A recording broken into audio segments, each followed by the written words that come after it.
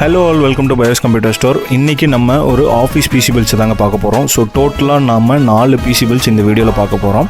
So ரெண்டு செட்டாக வந்து கஸ்டமர் எடுக்கிறாங்க. என்ன யூசேஜுங்கிறது நம்ம வீடியோக்குள்ளே பார்க்கலாம். வாங்க வீடியோக்குள்ளே போகலாம். நீங்கள் ஒரு ஆஃபீஸ் யூஸ் இல்லை பேசிக் யூஸ் பண்ணணும் அப்படின்னா டெஃபினட்டாக வந்து AMDயில் Ryzen 3 series one of the best series இன்னும் ஆஸ் ஆஃப் நோ வரலும் கரண்ட்டில் வந்துட்டுருக்கு.